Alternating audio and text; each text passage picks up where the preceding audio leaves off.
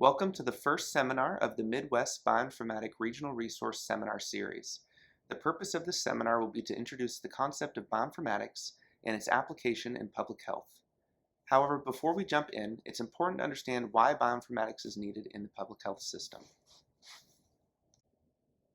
Two of the essential services of a public health lab are to assess and monitor the population health status, factors that influence health and community needs and assets, and to investigate, diagnose, and address health problems and health hazards affecting the population. As demonstrated during the 2020 SARS-CoV-2 pandemic, genomics is an extremely powerful tool that can be used for both surveillance and diagnostics in the public health setting. This power comes from the ability of genomics to tell us not only the genetic identity of an organism, but also its function and how that function may impact human disease. Some pertinent examples include using genomics to predict the virulence, antimicrobial resistance, and/or genetic relatedness of a pathogen, like SARS-CoV-2 or a foodborne E. coli. Genomics can also be used to survey and diagnose human genetic diseases, such as cystic fibrosis and sickle cell disease. However, the application of genomics in public health has really only been possible since the advent of high-throughput sequencing. High-throughput sequencing is an umbrella term that describes several modern sequencing technologies which are capable of producing large amounts of sequence data from an individual sample. While many high-throughput sequencing platforms exist, their underlying workflows remain largely the same. As shown here, high-throughput sequencing generally requires that DNA is first extracted from a sample of interest. That DNA is then prepared in a way that is compatible with the DNA sequence technology, in many cases requiring the DNA to be broken into much smaller pieces that can be interpreted by the sequencer. This prepared DNA can then be converted from its biological form into a digital sequence containing A's, T's, C's, and G's. Shown here is an example of what a DNA sequence looks like as it comes off of the DNA sequencer.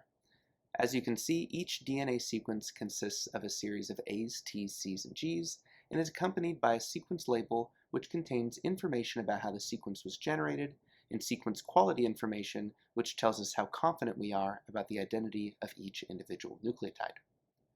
While this single sequence could contain all the information we need to make a public health decision, more often than not, many more sequences are needed to build confidence in the identity or function of an organism. As such, the power of high-throughput sequencing methods comes from their ability to produce thousands to trillions of DNA sequence reads from a single sample. This is where bioinformatics comes in. The primary goal of bioinformatics in public health is to convert complex biological data into a format that is interpretable and can be used to inform public health outcomes. As you can imagine, this process often requires the use of highly sophisticated software and powerful computing infrastructure in order to handle the volume and complexity of biological sequence data. As such, bioinformatics often requires expertise in multiple fields, including biology, computer science, and statistics. Given the complexity of these fields, it's unrealistic to expect a single individual to have expertise in each area. Thus, a successful bioinformatics program often consists of several individuals with expertise that span the bioinformatics spectrum.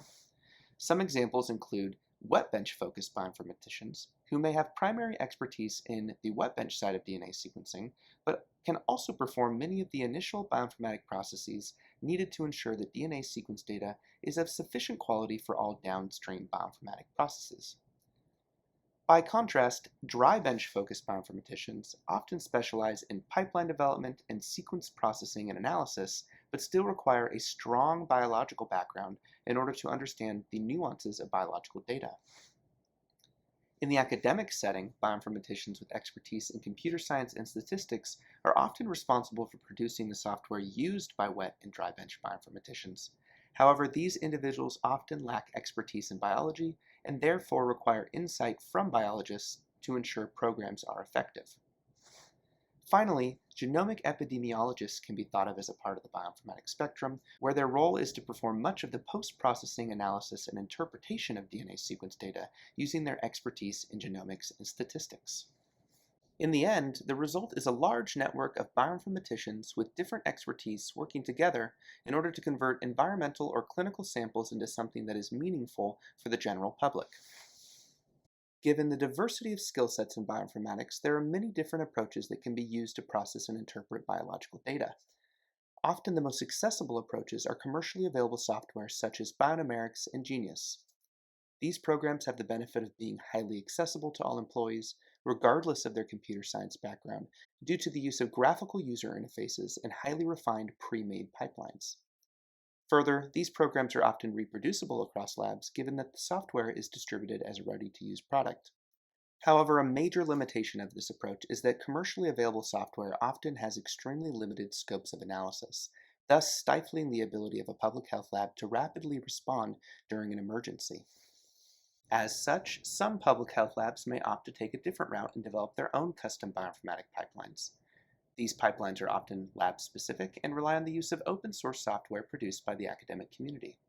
The primary benefit to this approach being the ability to rapidly develop custom processes during public health emergencies or answer specific questions that may pertain to a specific regional community. However, this approach to bioinformatics often requires highly trained employees with expertise in command line and programming. Further, the custom nature of this approach means that methods are not always standardized across public health labs. Some examples include the CDC-generated pipeline MycoSNP, which is used for looking at phylogenetic relationships between Candida auris, or SECRET, which is a pipeline developed by the Utah Public Health Lab for SARS-CoV-2 classification from tiled amplicon data. In summary, bioinformatics is an increasingly important public health field that facilitates the conversion of complex biological sequence data into a format that can be used to inform public health outcomes. However, to accomplish this often requires the use of sophisticated bioinformatic programs developed by commercial entities or the academic community, powerful computing infrastructures, and the collaboration of many highly skilled individuals with different expertise along the bioinformatics spectrum. This concludes the first seminar of the Midwest Bioinformatic Regional Resource Seminar Series. Future seminars will go into greater detail on the computational infrastructure required to operate a bioinformatics unit in the public health setting, along with complexities of software and pipeline development and maintenance.